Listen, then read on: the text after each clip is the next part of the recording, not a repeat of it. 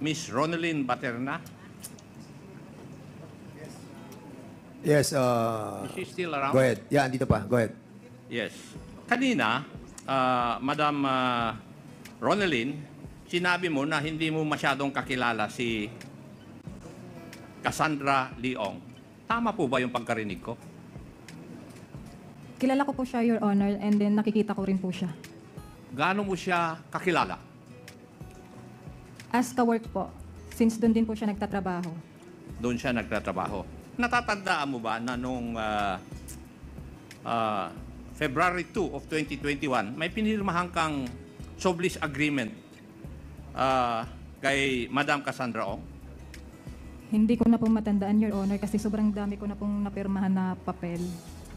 May I request the page to show the sublease contract in my possession to Madam Ronelyn Baterna so that she can determine whether the document is what she signed. Okay, the COMSEC is hereby directed to bring the documents to Baterna. Go ahead, Congressman, Chairman Acop. Ano, gusto kong tanungin kasi yun ang susunod Okay. na tanong ko eh. Sige, Kasi parang siya nang may-ari ng South 99, Lucky South 99 eh.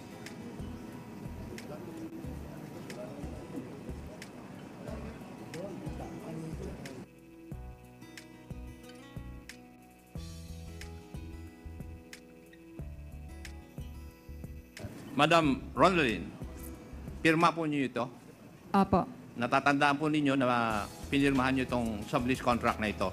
Apo. At ang nakalagay dito, it's this sublease agreement executed and entered into by and between Whirlwind Corporation as the sublessor and Lucky South 99 Outsourcing Incorporated as the sublessee.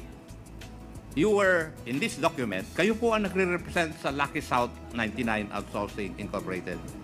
Tama po ba? Sa totoo po niyan, Your Honor, Sagutin yung... mo lang po yung tanong ko. Tama po ba yung sinabi ko? Eh kasi dito sa dokumento, itong dokumento, maski tanungin mo yung abogado mo, ay hindi maglalay o hindi magsisinungaling itong dokumento. Opo, ako po yung nagpirma. Oh, bakit? Bakit ikaw ang pumirma, Iha? As per instruction po, kailangan ko pong pirmahan. Kanino pong instruction? Yun, gaya nga po ng sinabi. Kanino pong instruction?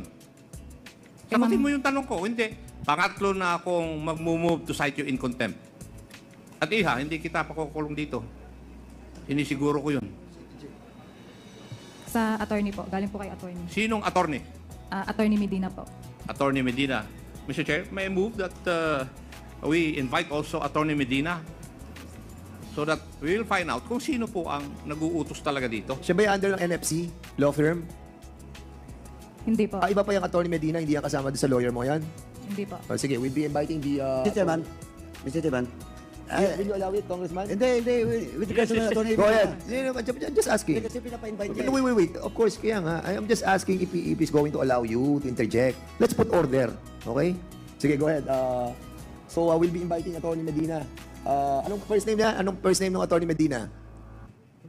Attorney Medina lang yung po yung pagkakilala ko. Your Honor. What? Attorney Medina lang po. Ang alam mo? Opo. How can we invite? There's a lot of Medina. Sa may, sa may Clark, yung office. Ano na?